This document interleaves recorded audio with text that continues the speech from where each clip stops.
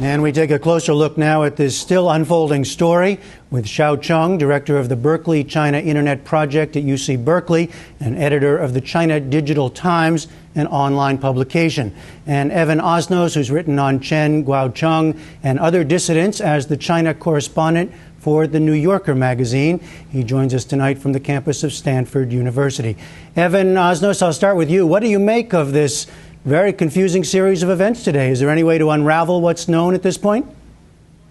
Well, it's been an extraordinary 24 hours. The story is very dynamic. A few hours ago, frankly, all of us thought that the U.S. government, the Chinese side, had reached perhaps the best available solution given the moment, which was to create an opportunity for Chen Guocheng to get out, move on with his life, perhaps in a new city with his family, and out of the persecution of this local government. What we now see, of course, is a dramatic turnaround. Chen, who we have to remember has been under extraordinary pressure for 7 years. He's been in and out of jail and house arrest, and now he's been put into the position of having to negotiate and be in the center of this very complex negotiation.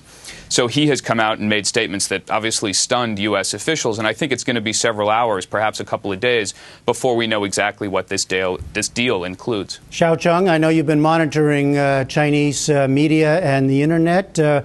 Can you glean anything from that? Well, in your introduction line, you already mentioned that hospital name now is a banned search word in Chinese cyberspace, but far more than just hospital name. In the past week, there are over dozens of the Chinese words or combination of words, starting from blind man to even Chen Guocheng's surname, Chen, which is one of the most popular surnames in China, sometimes being singly banned to prevent a large number of Chinese netizens to discuss or express their opinions about this, in Chinese, according to the Chinese authority, domestic issue. So the level of censorship and preventing the Chinese society to be aware of such dramatic event itself to show how important this to Chinese authority is. Now, Evan Osnos, I know you followed this for a long time, and you went to try to visit Chen in his village where he was held. There was local authorities holding him. Now we have the Chinese government itself apparently giving some assurances to U.S. authorities. What do you make of that? What does it say about either who's in charge or the state of play in China? Well, this is one of the things about Chen's case that has been so interesting and so confusing for a number of years. If you go back to 2005, which is when he first really became prominent in the Western imagination and to most of the Chinese public, that was a time when he was challenging his local government on the way that they were enforcing the one-child policy. And he'd really gotten himself into a conflict with this local government. I went down to try to visit his house. A lot of journalists, later activists, and in fact, Christian Bale, most recently, when he was in China filming a movie, went down to try to visit his house. And his case had become iconic. It had become not just about a conflict with the local government, but in fact about the very nature of dissent and what was worthwhile, what was important, and why a person would fight this hard. So his case had become more than just a local issue, and the central government, whether it wanted to or not, ultimately had to take a position on whether or not it would help Chen Guocheng get out of this very difficult situation. Ultimately, the local government was never going to, it seemed, allow him out of house arrest.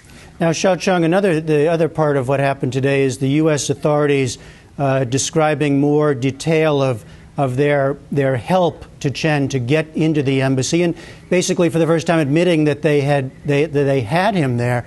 And then you had the Chinese foreign minister coming out and demanding an apology. Now, what do you read into the Chinese response? Well, let me start from a little bit my personal encounter with Mr. Chen Guocheng and his wife back to 7 years ago when he was visiting the United States on my Berkeley campus. I was very impressed by his intelligence, courage, and incredible conscience and dedication for what he does and who he is.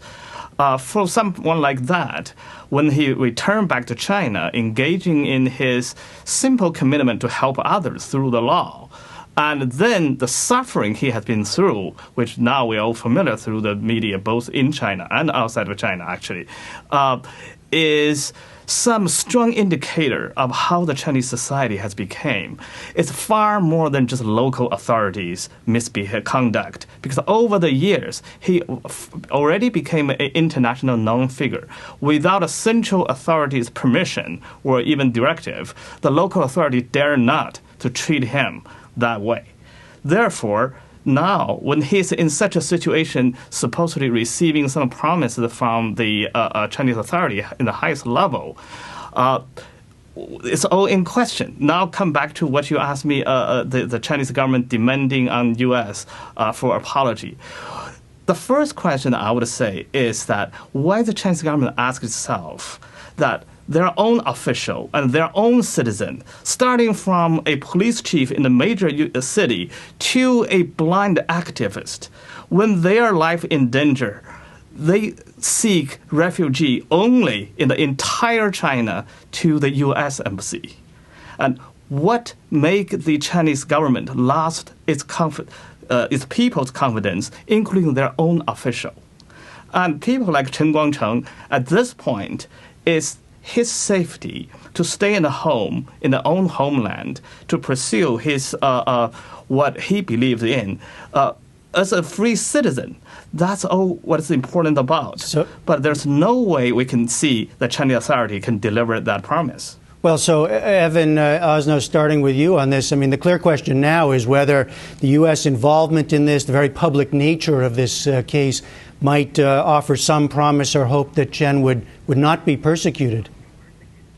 Well, that has been the goal. But for years, frankly, people have said that Chen Guangcheng's case has become so big, it's become so important, that it seems almost impossible that the Chinese government would not want to seek a solution. And that's been one of the things that's confusing about it. I think Xiaochang is absolutely right, that at a certain point it became clear that this case could not have gone on as long as it has been without, on some level, the knowledge of the central government. They must have known that this case was continuing and that they were going to have to intervene to bring it to an end. Now, of course, it's become an international case. And the United States, in allowing Chen out of the embassy, has essentially staked its name to protecting him and his family. Part of the agreement was that the United States would continue to monitor him and his family in the months and years ahead, and that hasn't changed. That's one of the things we know to be true, is that whether or not Chen Guangcheng stays in China or goes abroad, the United States made a choice, which was to help him exit the embassy. And now the question will be how to make sure that he stays safe and that the Chinese government, whether it's local or central, does not go back to persecuting him. And Xiaochang, just very briefly, if you would, there are other people involved in this, of course, friends of his who helped him with this escape. What is known about them at this point? Well, that's right. There were incredible brave and conscious behavior by Chen Guangcheng's friends and volunteer activists who assisted him during the escape and supported him while he was in house arrest and even now. And some of them are in arrest or house arrest and under persecution. Some of them we don't even know where they're about. In this general environment, there's no reason we can believe that Chen Guangcheng by himself alone can be safe. All right, Xiaochang and Evan Osnos, thank you both very much.